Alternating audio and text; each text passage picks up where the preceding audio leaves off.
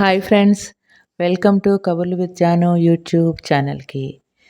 మరి మన పార్వతీశం ఆ నాటక ప్రదర్శనలో ఆ అమ్మాయితోటి ఎంతవరకు ముందుకు వెళ్ళాడో చూద్దామా? పదండి నాతో పాటు అక్కడికి. ఆ తర్వాత నాటకంలో ఏదో ఒక గొప్ప జోక్ వినపడింది. ప్రేక్షకులు కడుపు చెక్కలయ్యేటట్లు నవ్వుతున్నారు. నాటకుల సంభాషణ మాకేమీ వినపడటానికి వీలు లేనంత కోలాహలంగా ఉన్నది. ఆ ఘట్టంలో కడుపు పట్టుకుని నవ్వుతూ నవ్వుతూ నా పక్కనున్న చిన్నది "ఓ బాయ్" అని అతి సహజంగా తన వారినెవరినో కౌగిలించుకున్నట్లు ఆ నవ్వుల్లో నన్ను కౌగిలించుకుని "ఓహ్! సారీ, మన్నించండి" అంది. మన్నించడానికేముంది, చాలా బాగుంది అన్నాను నేను నవ్వుతూ. ఏమిటి? అంది నాకేసి చూస్తూ. అబ్బే, నాటకం చాలా బాగుంది అన్నాను. బ్యాడ్ బాయ్ అంది నా భుజం ఒక్కసారి నొక్కి. ఆ తర్వాత అవకాశం వచ్చినప్పుడల్లా ఇక్కడ ఈ సీను మట్టుకు పదే పదే పునరావృతం అవుతుండేది. నేను ఏమీ అనలేక ఏమన్నా అంటే మోటుగాను అనాగరికంగాను ఉంటుందేమోనని సందేహించి ఊరుకున్నాను. నాటకం అయిపోయిన తర్వాతను బయట వసారాలోకి రాగానే ఆ అమ్మాయి నా కోసం అక్కడే నిలబడి నా పక్కన నడుస్తూ నాతో మాట్లాడడం ప్రారంభించింది. ఏమండి, నాటకం బాగుందా? మీరు బాగా ఆనందించారా? అన్నది.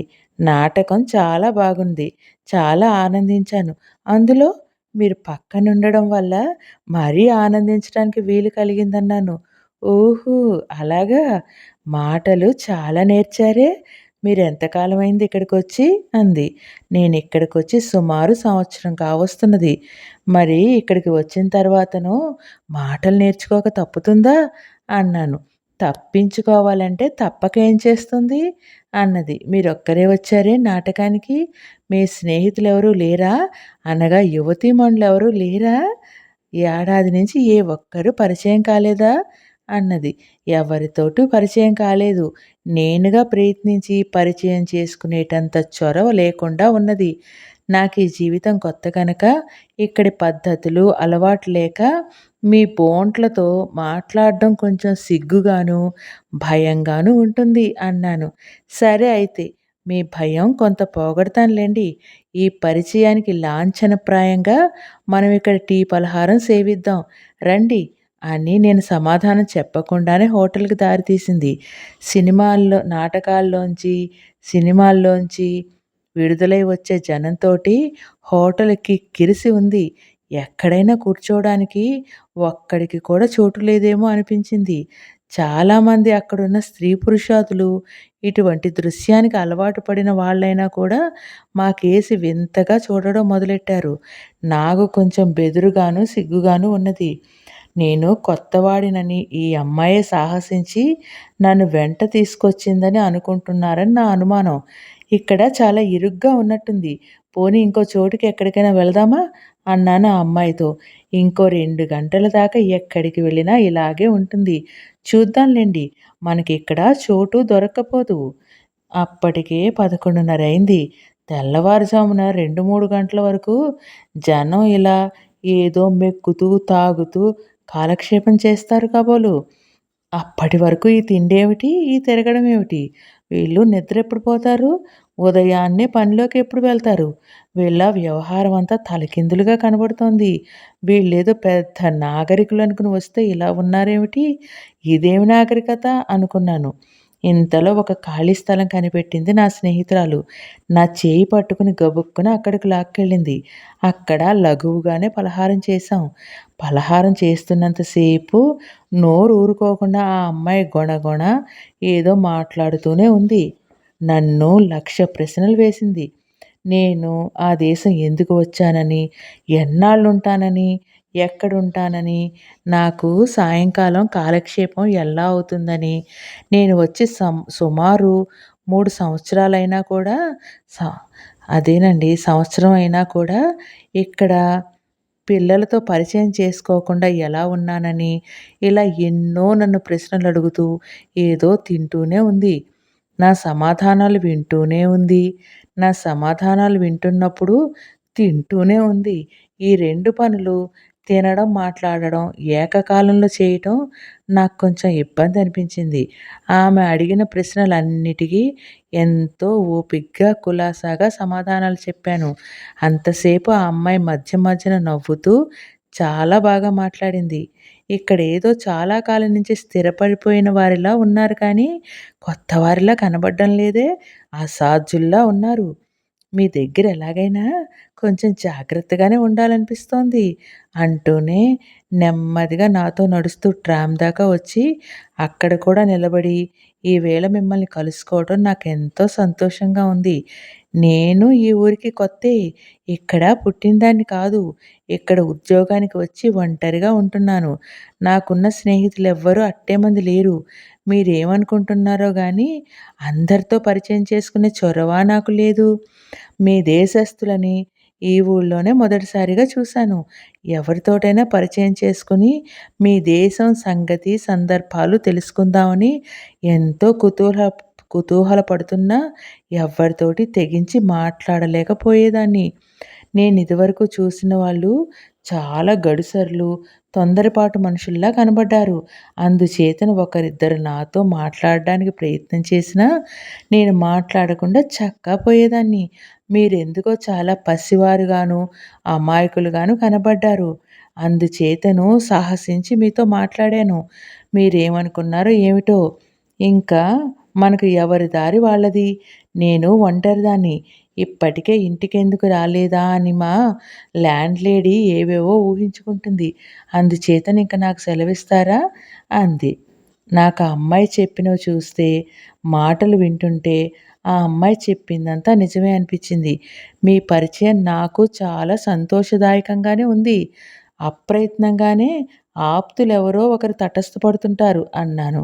ఇక మనం కలుసుకునే అవకాశం ఉండదు కాబోలంది ఆ అమ్మాయి కొంచెం దీనవదనంతో. ఏ ఎందుకుండదు? మళ్ళీ ఏ సినిమాలోనో, ఏ నాటకంలోనో అన్నాను నవ్వుతూ. అంతేనా? పోనీ మనం విడిగా కలుసుకుని ఏ కొండల మీదకో, పార్కుకో పోయి కులాసాగా కబుర్లు చెప్పుకోకూడదా? అంది. ఎందుకు చెప్పుకోకూడదు? అలాగే కలుసుకుందాం అన్నాను. వెంటనే ఆదుర్దాగా ఎప్పుడు? ఎక్కడ? అంది. నీ ఇష్టం. నువ్వే చెప్పు. నీకెప్పుడు తీరిక అవుతుందో, ఎక్కడ కలుసుకుంటే బాగుంటుందో అన్నాను. ఆ అమ్మాయి ఎంతో సంతోషంతో అయితే మనం రేపు మాకు సెలవు కూడాను. రేపు మధ్యాహ్నం 4 గంటలకు కలుసుకుందామా? అప్పుడేదన్నా సినిమా చూసి, కాసేపు షికారుకి వెళ్ళి, కులాసాగా కబుర్లు చెప్పుకుందాం అంది. ఓ అలాగే తప్పకుండా కలుసుకుందాం అనగానే ఆ అమ్మాయి ముఖం ఎంతో సంతోషంతో వికసించింది. తనే కలుసుకునే చోటు, టైము ఏర్పాటు చేసి good night, thank you so much అని నా చేతిని తన 2 చేతులతోనూ ఊపి, మారు మాట లేకుండా తిరిగి చూడకుండా ఒక్క పరుగున చక్కా పోయింది. నేను కాసేపు అలాగే ఆ పిల్ల వైపే చూస్తూ నిలబడిపోయాను. ఎంతసేపు నిలబడ్డానో నాకు తెలియలేదు. అక్కడికి ట్రామ్ రావడం, జనం గబగబా ఎక్కడం తెలుసుకుని నేను ఎక్కడానికి ప్రయత్నం చేసి చాలా రష్‌గా ఉండడం చేత కులాసాగా నడిచి వెళదాం అనిపించి బస దాకా నడక ప్రారంభించాను. దారిలో ఒకరిద్దరు పిల్లలు నా కేసి చూసి నవ్వారు. నేను నా దారిన పోవడం చూసి నో గుడ్ అంటూ చక్కా పోయారు.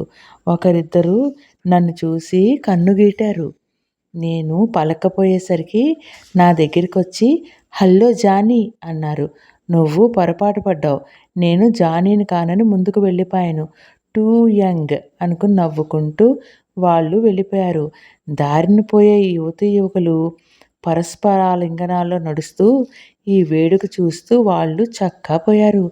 ఎవరో ఒక నడి వయస్సులో ఉన్న ప్రేమికులో, దంపతులో ఇంకొకరు ఎవరో ఇద్దరు నన్ను పలకరించటం, నేను మాట్లాడకపోతే వాళ్ళు నన్ను చెయ్యి పట్టుకుని నన్ను ఆపడానికి ప్రయత్నించటం, నేను నెమ్మదిగా చెయ్యి విదిలించుకొని సారీ, గుడ్ నైట్ అని అనడం వాళ్ళు గమనించి that's right young man, you have got to be jolly careful అని చెప్పి, మంచి పని చేశావు నాయనా, కొంచెం జాగ్రత్తగా ఉండాలి అని వాళ్ళ దారిన వాళ్ళు చక్కా పోయారు. నేను నా బసకు చేరుకునేసరికి 12 అయింది. యజమానురాలు, పిల్లలు గాఢ నిద్రలో ఉన్నట్టున్నారు. చడీ చప్పుడు లేదు. నేను నిశ్శబ్దంగా నా గదిలోకి వెళ్ళాను. గదిలో బల్ల మీద కాసిన వేడి పాలు, వెన్న రాచిన 2 రొట్టె ముక్కలు ఉంచింది మా ఇంటి యజమానురాలు. నేను పాలు మట్టుకు తీసుకుని, ఈ వేషం తీసేసి, పైజమా తొడుక్కుని కాసేపు ఆ రాత్రి జరిగిన సంఘటనలను తలుచుకుంటూ, నాకు నేనే గుడ్ నైట్ చెప్పుకొని పడుకున్నాను. మధ్యాహ్నం 3 గంటలకు ఆ అమ్మాయి చెప్పిన సంకేత స్థలానికి వెళ్ళాను. నేను వెళ్ళేసరికి ఆ అమ్మాయి వచ్చి నా రాకకు ఎదురు చూస్తూ కూర్చుంది. నన్ను చూడటంతోటే మందహాసంతో ఎదురుగా వచ్చి, గుడ్ ఆఫ్టర్‌నూన్ అని కరచాలనానికి చెయ్యి అందించి, మీరొచ్చారు చాలా సంతోషం. తప్పక వస్తారని ధైర్యం ఉంది కానీ, అయినా ఎక్కడో కొంచెం సంకోచం లేకపోలేదు. అయినా మీ ముఖం అబద్ధమాడే ముఖంలా కనబడలేదు కూడాను అన్నది తడుముకోకుండా. అయితే ముఖాన్ని బట్టి మనిషిని తెలుసుకోగలరన్నమాట. ఆ విద్య నాకు కూడా నేర్పుదురు. కొంచెం నాకు ఎవరిని చూసినా అందరిలోనూ మంచే కనబడుతుంది. ఎందుచేతనంటారు? అంటే ఆవిడ నవ్వుతూ, మీరు మంచివారు కనుక అందరిలోనూ మంచే కనబడుతుంది అన్నది. ఇలా మాట్లాడుకుంటూ సమీపంలో ఉన్న హోటల్‌కి వెళ్ళి లఘువుగా టీ, పలహారం తీసుకుని ఒక సినిమాకు వెళ్ళాము. అక్కడ హాస్యరస ప్రధానమైన చార్లీ చాప్లిన్ అనే ఆయన నటించిన చిత్రపటం చూపించారు. చార్లీ చాప్లిన్ పటం చూడటం అదే మొదటిసారి. ఎంత అద్భుతంగా ఉందో చెప్పలేను. ఒక మాట మంతి లేకుండా, పాట పద్యం లేకుండా కేవలం వాళ్ళ నటన వల్లనే కథంతా మనకు అర్థమయ్యేట్టు ఎంత చక్కగా చేశారు. అందులో చాప్లిన్ హాస్య నటన మరీ అద్భుతం.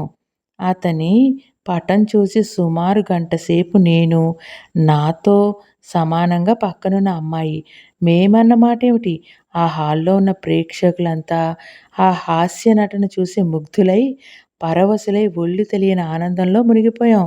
మా నవ్వులతో హాలు మారుమోగిపోయింది. పిక్చర్ చూడ్డం పూర్తి కాగానే బయటకొచ్చి మళ్ళీ కొంచెం టీ సేవించి అక్కడి నుంచి కబుర్లు చెప్పుకుంటూ ఒక కొండ మీదకి కులాసాగా నడిచి షికారుకి వెళ్ళాం. అప్పటికి సుమారు 6 గంటలయింది. మేము వెళ్ళేటప్పటికే సుమారు వేలాది మంది జనం జంటలు జంటలుగా ఆ కొండ మీదకి షికారుకొచ్చి కూర్చున్నారు. అందరూ 190 మంది పైగా యువతీ యువకులే. యువతీ యువకులంతా ఒక ఆడ, మగ కూడబలుక్కుని ఉండిపోయినట్లు తలో చోట నిర్భయంగా, నిశ్శంకగా కూర్చుని ఒకళ్ళనొకళ్ళు ఆలింగనం చేసుకుని నవ్వుతూ, కబుర్లు చెప్పుకుంటూ, సినిమాల్లోనూ, నాటకాల్లోనూ ఉన్నట్టుగానే పరవశులై ఆ కొండ మీద ఎవరి మటుక్కు వారు తామొక్కరే ఉన్నట్లు భావించుకుని, బాహ్య ప్రపంచాన్ని మరిచి ఆనందిస్తూ కూర్చున్నారు. కొద్దిమంది మటుకు కొంతమంది కుర్రాళ్ళు ఒకచోట, వేరో చోట కొందరు ఆడవాళ్ళు కూర్చుని కబుర్లు చెప్పుకుంటున్నారు. మేము ఒక పొద దగ్గరికి చేరాం. ఈ మధ్యన ఇటువంటి దృశ్యాలు కొంచెం అలవాటు పడినా, ఇక్కడ శృంగారం తప్ప మరేమీ ఉన్నట్లు కనబడలేదు. మేము కూర్చున్నాము. 2, 3 నిమిషాలు మా ఉభయులకు కూడా ఏం మాట్లాడాలో తోచలేదు. తర్వాత ఆ అమ్మాయి నా ముఖం కేసి చూస్తూ, ఏవండీ, అలా మౌనంగా కూర్చుంటే ఎలాగూ? చెలికత్తెను తీసుకుని ఇంత దూరం వచ్చింది మౌనంగా కూర్చోడానికా అన్నది. నేను నవ్వుతూ, నువ్వన్నది కొంచెం సవరణ చెయ్యాలి. నేను చెలికత్తెను తీసుకురాలేదు. చెలికత్తె నన్ను తీసుకొచ్చింది. అందుచేతను నాకు ఉత్సాహం కలిగించే కబుర్లేమైనా చెప్పవలసిన బాధ్యత నీదే సుమా అన్నాను. అమ్మా! అలా అయితే ముందు మీ సంగతి చెప్పండి. మీరెక్కడి నుంచి వచ్చింది? ఎంతకాలమైంది? ఇక్కడ మీ అనుభవాలేమిటి? ఇవన్నీ ఒకటొకటే చెప్పండి. బోలెడంత కాలక్షేపం అవుతుంది అంది. పర్వాలేదులెండి. తలనొప్పొస్తుందేమో అదంతా వింటే అన్నాను. మరేం పర్వాలేదులెండి.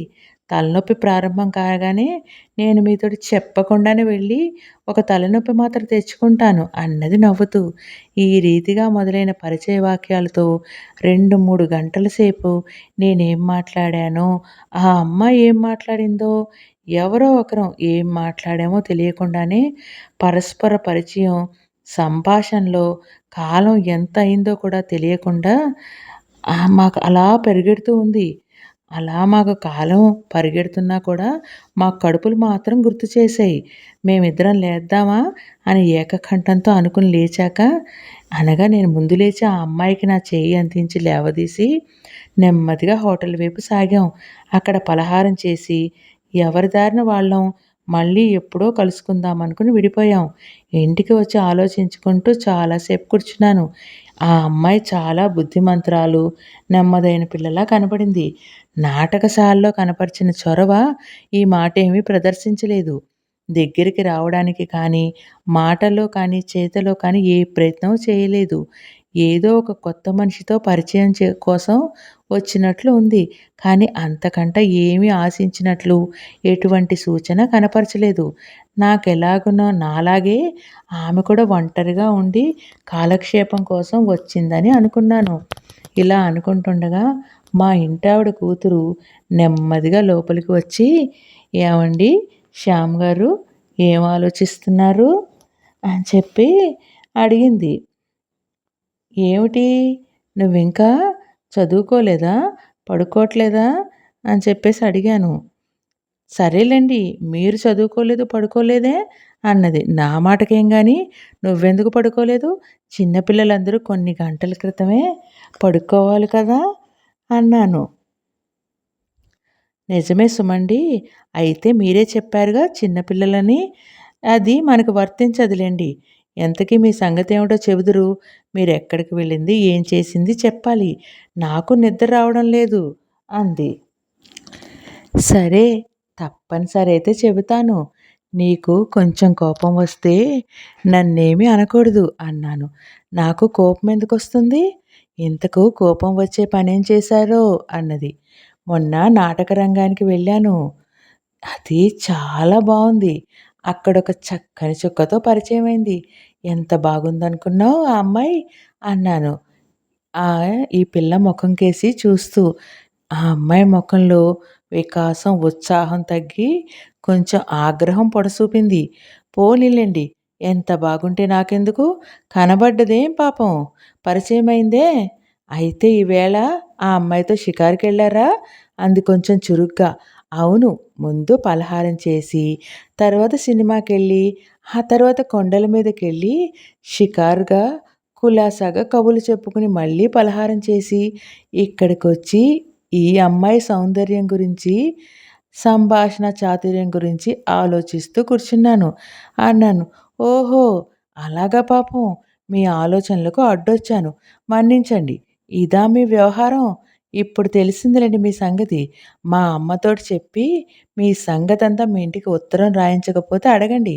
అమ్మాయట, అందంగా ఉందిట. ఉండదు మరి? మీలాంటి కుర్రాళ్ళకి, విదేశాల నుంచి వచ్చిన వాళ్ళకి ఇక్కడ అందరూ అందంగానే కనబడతారు. అసలు అందం అంటే ఏమిటో మీకు తెలిస్తేగా.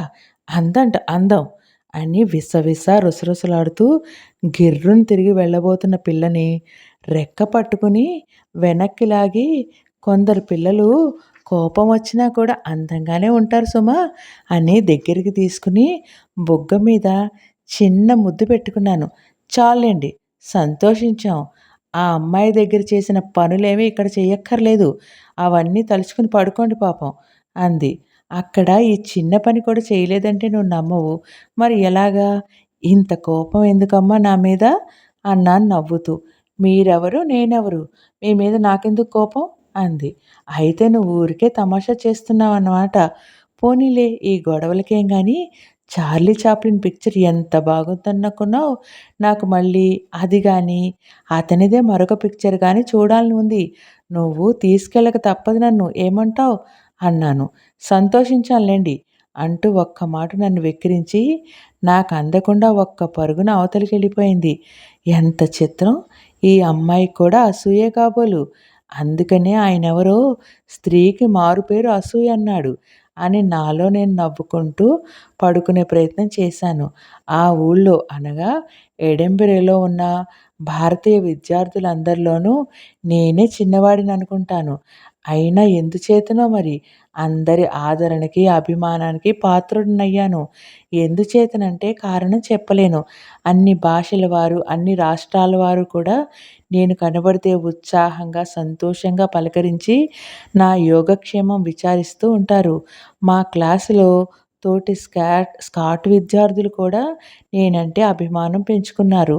నా ప్రోత్సాహం మీదను, నేను చేసిన సూచనలు వాటన్నిటి మీదను తెలుగు వాళ్ళందరూ తరచూ కలుసుకోవటం, ఉగాది, విజయదశమి, దీపావళి, సంక్రాంతి లాంటి పండగలు మనం కలిసి జరుపుకుంటే బాగుంటుందని నేను మన వాళ్ళందరితోటి చెప్పాను.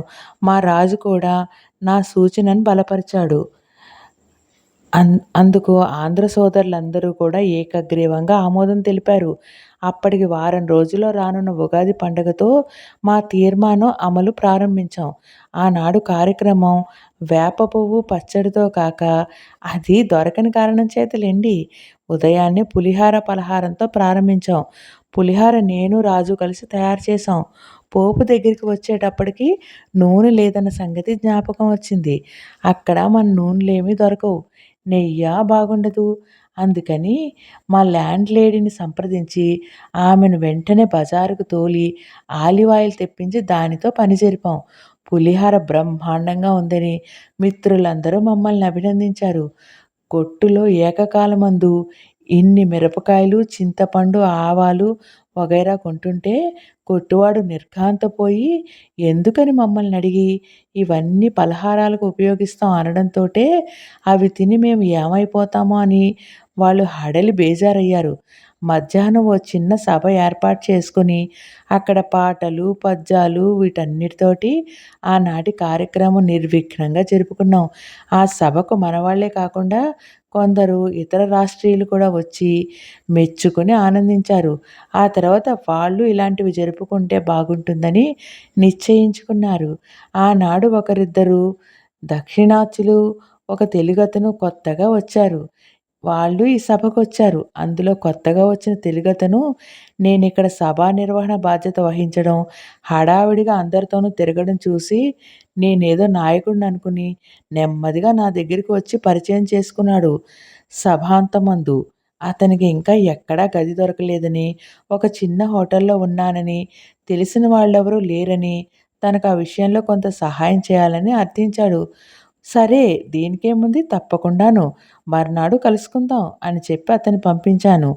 లండన్‌లో మీనను, ఇక్కడ రాజు నాకు ఇటువంటి సందర్భంలో చూపిన అవ్యాజానురాగం, చేసిన అమూల్యమైన సహాయం జ్ఞప్తికొచ్చాయి. మరునాడు ఉదయాన్నే ఆ యువకుడిని తీసుకుని మధ్యాహ్నం వరకు తిరిగి నాకు కొంచెం దగ్గరలోనే ఒక రూమ్ కుదర్చగలిగాను. తరువాత నా దక్షిణాత్యులు వచ్చి వాళ్ళు అడుగుతుంటే వాళ్ళకి అటువంటి సహాయమే చేయగలిగాను. వీళ్ళ ముగ్గురు నన్నొక క్షణం కూడా విడవకుండా నాకు అంగరక్షకుల్లా తయారయ్యారు. నాకు రాజు చెప్పిన పాఠాలే ఇక్కడ ఎలా ఉండాలో, ఎలా తిరగాలో, ఎలా మాట్లాడాలో వగైరా విషయాలన్నీ ఎంతో విపులంగా వీళ్లకు నేర్పాను. ఎంత నేర్పినా చిత్రమేమిటంటే అడుగడుగునా దినదినము ఎన్ని అవకతవకలు చేసేవాళ్ళో లెక్క ఉండేది కాదు. ఇంత తెలివి తక్కువగా ఎందుకు ప్రవర్తిస్తారు వీళ్ళు అనుకునేవాడిని.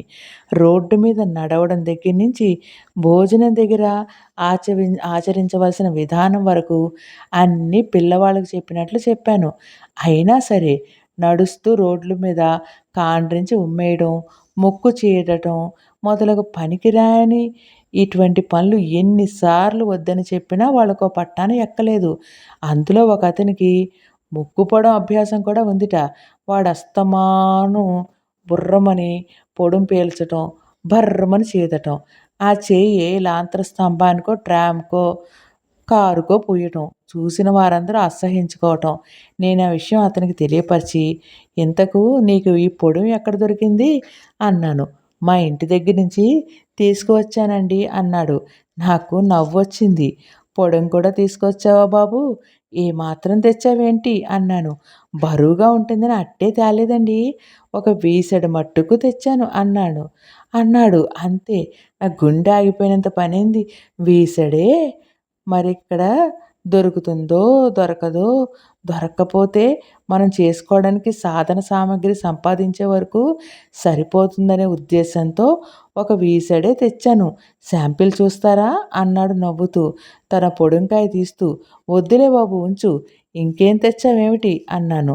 కొద్దిగా పండ్లు తోముకోవడానికి బొగ్గు పొడి, భోజనంలోకి సాంబారు పొడి, రసం పొడి, కొంచెం మిరపకాయలు, యాలకులు, లవంగాలు, ఇంకా ఇలాంటి చిల్లర సామాన్లు, ఒక్కపొడి కూడా కొద్దిగా తీసుకొచ్చానండి.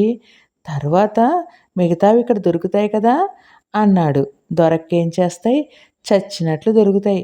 అంతగా దొరక్కపోతే ఏ సెలవులోనో ఇంటికెళ్ళి ఏకంగా తలో టన్ను తీసుకొచ్చి ఇక్కడో చిన్న కొట్టు పెడితే నీకిటు ఖర్చులు కలిసొస్తాయి. ఇక్కడ నీ సాటి సోదరులకి ఉపయోగంగాను ఉంటుంది అన్నాను.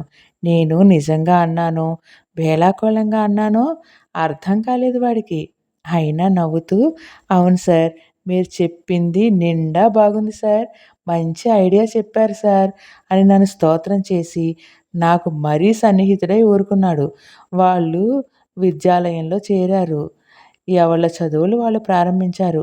ఇలా ఉండగా ఒక రోజున అక్కడున్న ఒక స్కాట్ దంపతులు రాజును, నన్ను, మరొక ఇద్దరిని, ఈ కొత్తగా వచ్చిన వాళ్ళను ఆదివారం సాయంకాలం టీకి రమ్మని పిలిచారు. సరే అన్నాం. ఈ కొత్తగా వచ్చిన మిత్రులకు అక్కడ ఎలా ఉండాలో ఏమిటో అన్నీ ఒక్కసారి మళ్ళీ ఉపదేశం చేశాను. ఆ సాయంకాలం 4 గంటలకి విడివిడిగానే మేమంతా మమ్మల్ని పిలిచిన వారింటికి చేరుకున్నాం. చిత్రం ఏమిటంటే మేము అక్కడికి వెళ్ళేసరికే సోఫా మీద కాళ్ళు ఊపుకుని హాయిగా ఏదో నవల చదువుతూ కూర్చున్నాడు నా పొడుం శిష్యుడు. మేమంతా తెల్లబోయాం. ఇదేమిటి ఎప్పుడొచ్చావు అన్నాను. పొద్దునే వచ్చానన్నాడు. నీ బొంద పొద్దునే రావడం ఏమిటి సాయంత్రం రమ్మంటే అన్నాను. వాడేమో నవ్వుతూ తుళ్ళుతూ ఎప్పుడైతే ఏమండి నాకు పని లేదు. వాళ్ళు రమ్మన్నారు కదా మంచివాళ్ళు. వాళ్ళ స్నేహం చేసుకుందామని ప్రొద్దున్నే వస్తిని సార్. తప్పా సార్ అన్నాడు వెర్రిచూపు చూస్తూ. అబ్బెబ్బే తప్పేముంది. వాళ్ళు చాలా సంతోషించి ఉంటారు అన్నాను. అవును సార్ నిండా మంచివాళ్ళు.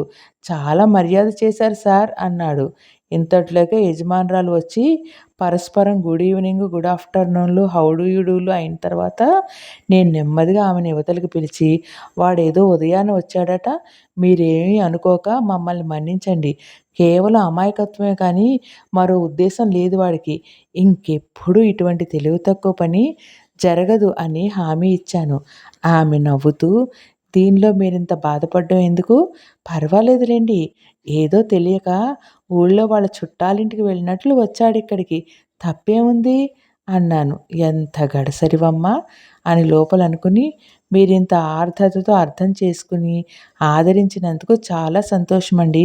మేమంతా చాలా కృతజ్ఞులం అన్నాను. ఇంతలో టీ రెడీ అయిందనే పిలుపు వచ్చింది. టేబుల్ మీదన మామూలుగా అందరికీ ఖాళీ ప్లేట్లు, స్పూన్లు వగైరా పెట్టి పదార్థాలు వేరే ప్లేట్లలో ఆ బల్ల మీదనే అమర్చబడి పెట్టారు. ఎవరెవరు కావలసినవి స్పూన్లు, ఫోర్కుల సహాయంతో తీసుకుని వాళ్ళ వాళ్ళ ప్లేట్లలో పెట్టుకోవాలి. మేమందరం అలా పెట్టుకోవడం చూసి ఈ ముక్కు పొడంగాడు గబుక్కున ఒక కేకు చేత్తో అందుకుని, కొరుక్కుని మరికొన్ని కూడా తన కంటికి నచ్చినవి తన ప్లేట్ నిండా పెట్టుకుని చేత్తోటే కొరుక్కుని తినడం ఆరంభించాడు. అందరూ నిర్ఘాంతపోయారు. మేము అతనికి ఇలా కూడదని చెప్పడానికి ప్రయత్నించాం. అతను మాకు ఆ అవకాశం ఇవ్వలేదు. ఇంతట్లోకి యజమానురాలు కల్పించుకుని, ఇలా కత్తి, ఫోర్క్ తోటి తీసుకుని నోట్లో పెట్టుకుంటే వీలుగా ఉంటుందేమో ప్రయత్నించి చూడండి అంది మందహాసంతో. అబ్బే ఎందుకు పోనిద్దురు. హాయిగా దేవుడిచ్చిన చేతులుండగా ఇవన్నీ ఎందుకండి? చేత్తోటి తినడమే సహజమైన పద్ధతి, సుఖమైన పద్ధతి అన్నాడు. ఇంక ఏమనగలం అలాంటి వాడితోటి? అందరూ నోరు మూసుకుని సహించి ఊరుకున్నాం. ఇది చాలక వాడు కుడి చేత్తోటి తీసుకుని తినటం ఇంటి వాళ్ళకి మరీ ఇబ్బంది అనిపించింది. మీరెప్పుడు ఇలాగే తింటారా అంది ఇంటావిడ. అవునండి ఇంకెలా తింటాం అని ఇంకా ఏదో అనబోతుంటే నాకు ఒళ్ళు మండి వాడికి మా అసంతృప్తి, అసహ్యం తెలిపే మార్గం లేక బల్ల అడుగు నుంచి వాడిని ఒక్క తాపు తన్నాను. మొర్రో అన్నాడు. నేను నోరు మూసుకోమని కళ్ళెర చేసి సంజ్ఞ చేశాను. మరేం లేదులేండి. నేను కాలు చాపుకుంటే ఆ కాలు తగిలి ఉంటుంది. మన్నించండి అన్నాను. ఇంక ఏం జరుగుతుందో అని కంగారు పడుతూ. వెంటనే మేం కూడా త్వరలో ఆ టీ పార్టీ ముగించి మరి కొంచెం సేపు ఈ మాట ఆ మాట చెప్పుకుంటూ కాలక్షేపం చేసి యజమానుల దగ్గర సెలవు తీసుకుని బయటకొచ్చాం. బయటకొచ్చి చూస్తాం కదా ఆ పొడుంగాడు ఇంకా రాలేదు. ఇదేమిటి ఈ వింతని నేను మళ్ళీ లోపలికెళ్ళాను. వాడొచ్చే సూచనలేమీ కనబడలేదు. యజమానురాలి మొఖంలో చికాకు కనబడుతోంది. నాకు ఒళ్ళు మండింది. "ఏం రావే" అన్నాను. "నేనీ రాత్రి ఇక్కడే ఉండి ఉదయాన్నే రూమ్‌కెళ్దాం అనుకుంటున్నాను" అన్నాడు. నాకు విపరీతమైన కోపం వచ్చింది. యజమానురాలు మా సంభాషణ వింటూ నవ్వు లేకుండా సీరియస్‌గా ఉన్న మొహంతో అక్కడే నిలబడింది. "ఏమిటి? ఈ రాత్రి ఇక్కడే ఉంటావా? నీకేమైనా మతిపోయిందా ఏంటి? నీ సౌఖ్యమే కానీ వారి ఇబ్బందులేమీ గమనించక్కర్లేదా? ఉదయాన్నే రావటం ఒక ప్రథమ తప్పిదం. ఆ తర్వాత ఇంకొన్ని ఘోరాలు చేశావు. ఇవన్నీ చాలక మళ్ళీ రాత్రి ఇక్కడే పడుకుంటానంటావేంటి? చుట్టానివై వచ్చి దెయ్యమై పట్టుకున్నట్లు వారిక్కడ ఇంకో మంచం, పరుపు, రగ్గులు అన్నీ అమర్చి ఉంటారనుకున్నావా? రా వెళదాం" అన్నాను. "పోనిద్దురు. మంచం లేకపోతే నేను వారి మంచం కింద పడుకోగలను" అన్నాడు. యజమానురాలు నవ్వు ఆపుకోలేక అవతలికి పరిగెత్తింది. నేను వీడిని రెక్క పట్టుకుని వాడి కోటు, హ్యాటు తీసుకోమని మాట్లాడకుండా బయటికి ఈడ్చుకొచ్చాను. వాడు లాభం లేదనుకుని కిక్కురుమనకుండా చక్కా వచ్చాడు. ఇంకను వాడిని ఏమని ఏం లాభం? మళ్ళీ మట్టుకు వెనక్కి తిరిగి రాకుండా తిన్నగా ఇంటికెళ్ళు. కాసేపుండి నేను మళ్ళీ వచ్చి చూస్తాను. నువ్వు గదిలో కనపడకపోతే నువ్వెక్కడున్నా వెతికి పట్టుకుని డొక్క బద్దలు చేస్తాను జాగ్రత్త అని వాడిని ముందుకు తోశాను. మా దారిన మేము ఎవళ్ళ బసకు వాళ్ళు చేరుకున్నాం. వాడు తిన్నగా ఇంటికి పోయాడు. ఈ వ్యవహారం అంతా ఊళ్ళో ఎలా పాకిందో తెలీదు గానీ మళ్ళీ ఎవ్వళ్ళు కూడా వాడిని ఏ పార్టీకి పిలవలేదు. దేశం కాని దేశంలో ఉన్నప్పుడు ఆ దేశస్థులకు అనుగుణంగా మనం నడుచుకోకపోతే ఎలా చెప్పండి? ఒక రోజున ఏదో సెలవొచ్చింది. కాలేజీలు, ఆఫీసులు, ఫ్యాక్టరీలు వగైరా సమస్తం మూసేశారు. ఏటేటా వచ్చే సెలవేటది. ఆ రోజున పొరుగుళ్ళకు పోయే వాళ్ళతో రైళ్ళు కిక్కిరిసుంటాయి. ఏ రైలు స్టేషన్‌లో చూసినా స్టేషన్ నిండా జనమే. ఊళ్ళో ఏ పని లేకుండా తిరిగే జనసమూహాలతో హోటళ్ళు, సినిమాలు, విహార స్థలాలు, వినోద స్థలాలు, క్రీడా స్థలాలు, వ్యాహ్యాలకెళ్ళే కొండలు, పార్కులు ఎక్కడ చూసినా నేల ఈనినట్లు స్త్రీ పురుషాదులతో, బాలబాలికలతో నిండిపోయి ఉన్నాయి.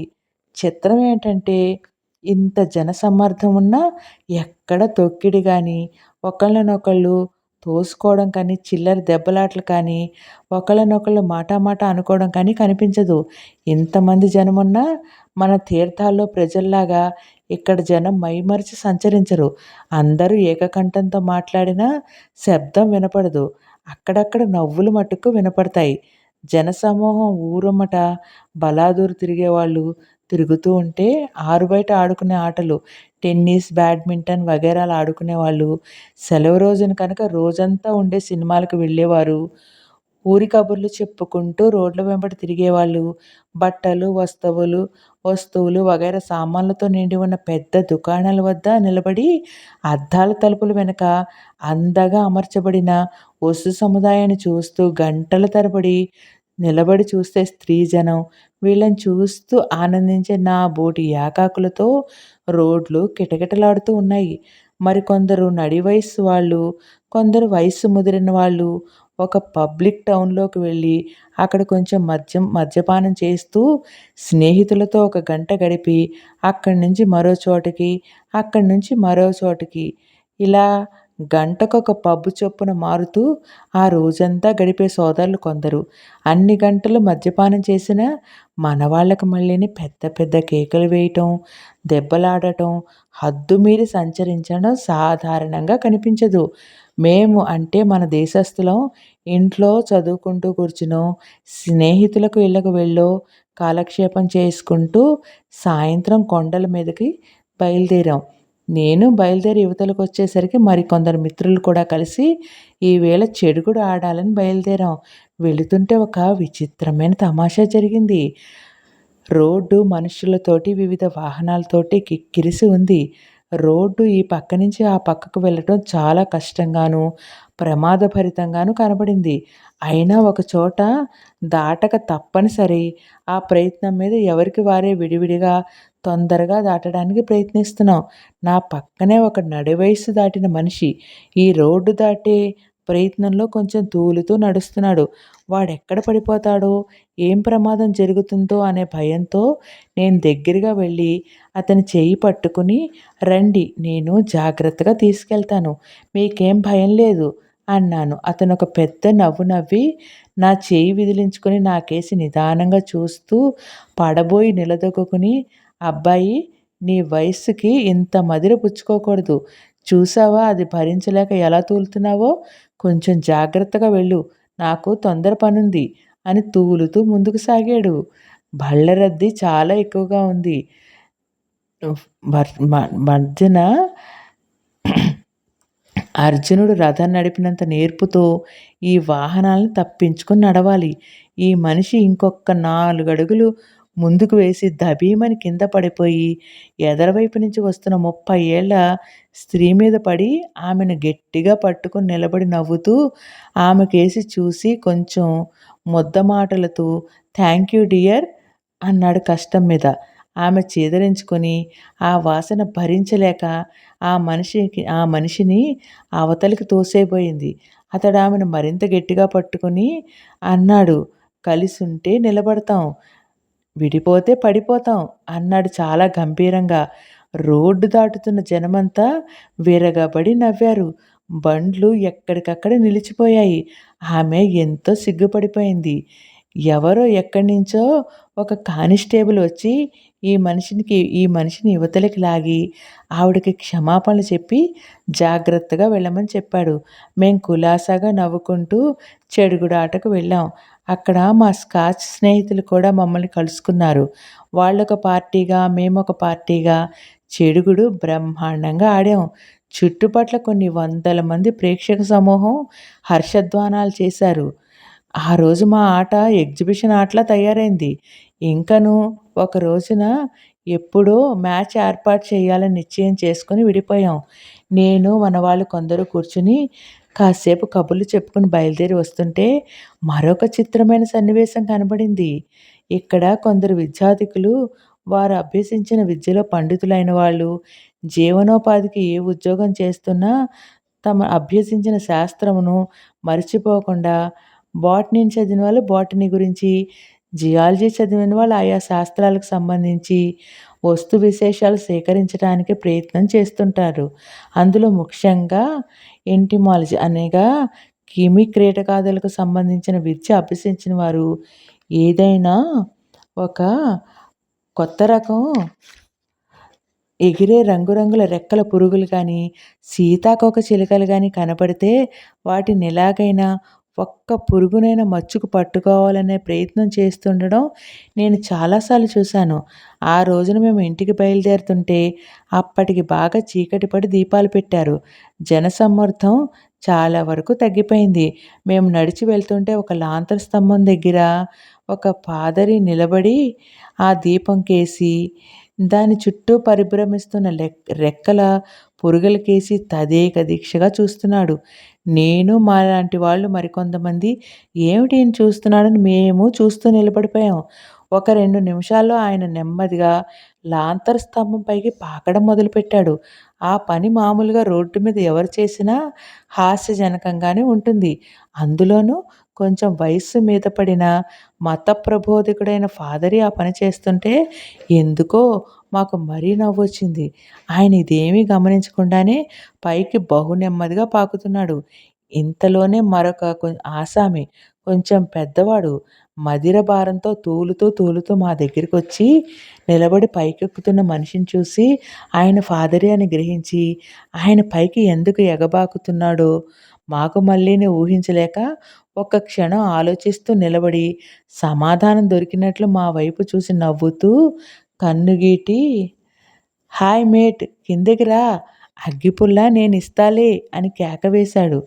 పాపం ఈ మదిరాపాన మత్తుడు ఊహించిందేమిటంటే ఆ పెద్ద మనిషి అంటే పాపం ఆ ఫాదరి చుట్ట కాల్చుకోవడానికి దగ్గర నిప్పు పెట్టె లేక ఆ దీపం దగ్గరికి పైకి ఎగబాకుతున్నాడని అనుకుని తానెంతో ఆదరంతో నిప్పు పుల్ల ఇస్తానన్నాడు. దాని అంతరార్థం ఏమిటంటే ఆ లాంతర స్తంభం పట్టుకుని పైకి వెళ్తున్న మనిషి మస్తుగా తాగి ఉంటాడని ఈ బుద్ధిమంతుడు ఊహించి తన ఉపకార బుద్ధి ప్రదర్శించాడనమాట. నాకు చచ్చేటట్టు నవ్వొచ్చింది. పాదిరి గారు కూడా ఈ భావం గ్రహించి సిగ్గుపడుతూ కిందికి వచ్చి మా కేసి తిరిగి సారీ జెంటిల్‌మెన్ అని తాగుబోతు భుజం మీద చెయ్యి వేసి, నాయనా నీవు చేసిన పని మేము చేశాననుకున్నావు కదూ! నీవు చాలా పొరపాటు పడ్డావు. నేను అందుకోసం కాదు పైకి వెళ్తా. ఆ దీపం చుట్టూ ఎంతో అందంగా నాట్యం చేస్తున్న ఆ రంగురంగుల రెక్కల పురుగును పట్టి బంధించవలనని కుతూహలంతో పైకి వెళ్ళాలని ప్రయత్నం చేశాను. నా ఉత్సాహం చంపేశావు.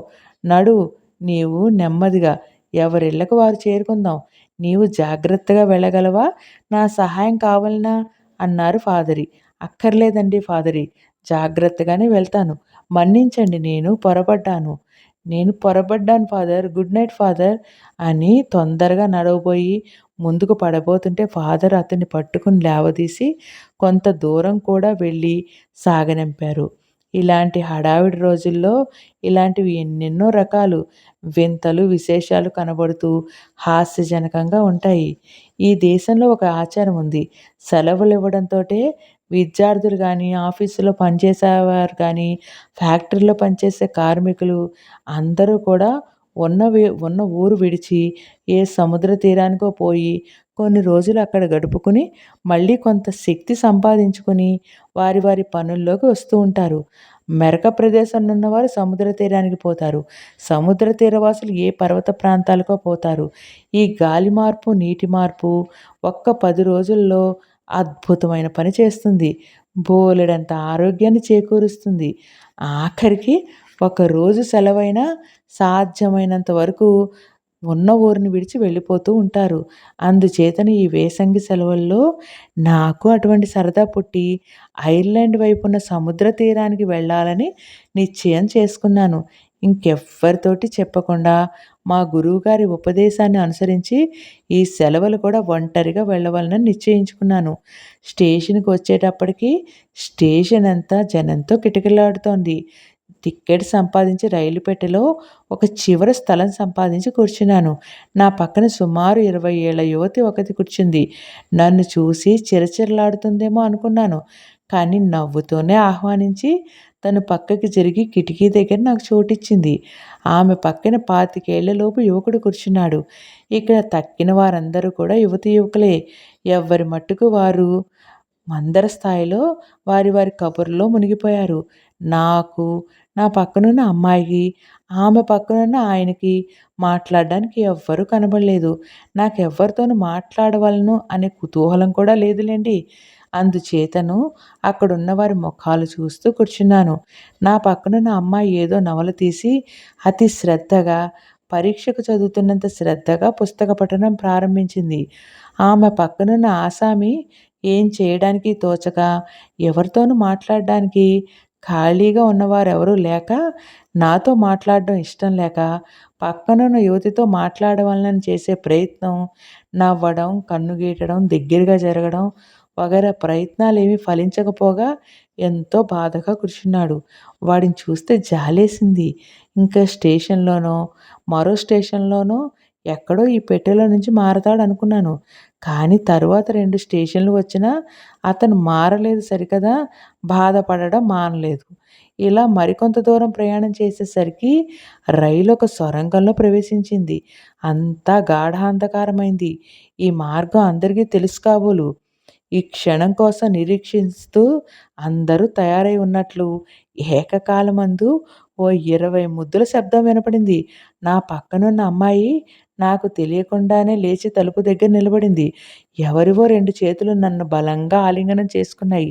అవి పురుష హస్తాలని తెలుస్తూనే ఉంది. యూ సిల్లీ అని ఆ బంధం విడిపించుకునే ప్రయత్నంలో ఉండగానే రైలు సొరంగం దాటి వెలుతురులోకొచ్చింది. తలుపు దగ్గరనున్న అమ్మాయి, పెట్టెలోనున్న ఇతర జనాభా అందరూ మా అవస్థ చూసి జరిగింది ఊహించుకున్నారు. రైలు మార్మోగేటట్లు అందరూ ఒక్కటే నవ్వు. వెలుతురు రాగానే నన్ను ఆలింగనం ప్రయత్నించిన మనిషి సిగ్గుపడి మొహం కందగడ్డై రెండో వాళ్ళెవళ్ళకు వినబడకుండా సారీ అని అవతలికి జరిగాడు. మా మధ్యనున్న అమ్మాయి ఏమీ జరగనట్లు మొఖాన చిన్న నవ్వు కూడా లేకుండా, కనురెప్పైనా కదలకుండా వచ్చి కూర్చుని తన చదువులో పడింది. నాకు పట్టరాని నవ్వొచ్చింది. కానీ ఎలాగో పైకి నవ్వకుండా ఊరుకోగలిగాను. ఇంతలో ఏదో ఒక స్టేషనొచ్చింది. నా పక్కనున్న అమ్మాయికి అవతల పక్కనున్న యువకుడు గబగబా లేచి తల వంచుకొని దిగి వేరే పెట్టెలోకి వెళ్ళిపోయాడు. అతన్ని చూసి అందరూ ఒక్కసారిగా గొల్లుమని నవ్వారు. నేను ఈసారి నా నవ్వును కూడా వాళ్ళ నవ్వుతో శృతి కలిపాను. ఆ అమ్మాయి ఈసారి మందహాసంతో నా వైపు చూసింది. నేను నవ్వుతూ అద్భుతం, ఆశ్చర్యం, ఇంత తమాషాగా, ఇంత చురుగ్గా, మెలకువగా ఎలా ఉన్నావమ్మా? ఈ సొరంగం వస్తుందని నీకు తెలుసా? అంత నిశ్శబ్దంగా ఎవరికీ తెలియకుండా ఎలా మా మధ్య నుంచి జారిపోయావు? అన్నాను. ఆ అమ్మాయి గట్టిగా నవ్వి, నేను ఈ దారిన చాలా సార్లు ప్రయాణం చేశానండి. నాకు ఈ సొరంగం ఎప్పుడొచ్చేది తెలుసు. అందులో జరిగే తంతు తెలుసు. అందుచేత అప్రమత్తతతో చురుగ్గా, నెమ్మదిగా అడుక్కి జారి తర్వాత లేచి నిలబడ్డాను. నేను భయపడ్డంత పని జరిగింది. నాకు జరగవలసిన అవమానం మీకు జరిగింది. చాలా సేపటి నుంచి అతను కనుసైగ చేయటం, నా దగ్గరగా జరగడం, నా మీద చేయి వేయబోవడం ఇవన్నీ గమనిస్తూ రాబోయే ప్రమాదాన్ని గుర్తించి నేను జాగ్రత్త పడ్డాను. మధ్యన మీకు ఇబ్బంది కలుగజేశాను. మన్నించండి అంది. ఇందులో ఎవరిని మన్నించడానికి ఏముంది? నేనేమి కష్టపడలేదు. అవమానం పొందలేదు. నాకు కూడా ఈ అనుభవం నవ్వొస్తూనే ఉంది అన్నాను. ఆ అమ్మాయి ఎంతో అమాయకంగా కళ్ళు పెద్దవి చేస్తూ, ఏమిటి వారి ఆలింగనం మీకంత నవ్వుగా ఉందా? అంది నవ్వుతూ. ఆ ఆనందం నీకు లేకపోయిందని విచారిస్తున్నావా ఇప్పుడు? నా నవ్వుకు కారణం అది కాదు. అతను చేసిన విఫల ప్రయత్నానికి, తెలివి తక్కువకు, తొందరపాటుకును పరాభవం జరిగింది అతనికి కానీ, నాకు నీకు కాదు. తరువాత నీ జాగ్రత్తకి, మెలకువకి, చురుకుతనానికి సంతోషం కలిగింది. మొత్తం మీద ఈ 1, 2 నిమిషాల్లో జరిగిన సంఘటన నవ్వొచ్చేదేనంటావా? కాదంటావా? అన్నాను. ఆ అమ్మాయి నవ్వుతూ, అసలు అతను చేసిన ప్రయత్నం మీరు చేస్తారేమో అనుకున్నాను అంది నవ్వుతూ. అలాగైతే నువ్వలా జారిపోకపోయేదానివా? అని అన్నాను. అమ్మా! అది కాదులెండి నా అభిప్రాయం అంది. ఇంతకీ ఈ సొరంగం వస్తుందని గానీ, ఈ సొరంగంలో ప్రయాణ మర్యాదలు ఇలా ఉంటాయని గానీ నాకేం తెలుసు? నేనెక్కడి నుంచో పరాయి దేశం నుంచి వచ్చిన వాడిని. ఇంకా తగినంత అనుభవం లేదు. ఉంటే ఏం జరిగేదో అన్నాను. అలాగా, మీరు కొత్తగా వచ్చారా? విశ్వవిద్యాలయంలో చదవటానికొచ్చారా? ఎంతకాలమైంది వచ్చి? అని మౌనం విడిచి పుస్తకం మూసేసి నాతో సంభాషణలోకి దిగింది. మరి ఈ కొత్త అమ్మాయితో పరిచయం ఎంత ముందుకు వెళ్ళిందో తెలుసుకుందామా? పదండి నాతో పాటు మరో భాగంలోకి. ఉంటానండి. నేను, నాతో పాటు మీరు, మనందరం కూడా పార్వతీశంతో కలిసి ఇంగ్లాండ్ దాకా వెళ్ళి, మళ్ళీ మన ఆంధ్రదేశం, మన మొగల్తూరు వచ్చేద్దామండి. అందాక మనందరం కలిసి ప్రయాణం చేద్దాం. అందుకే ప్లీజ్ లైక్, షేర్, సబ్స్క్రైబ్.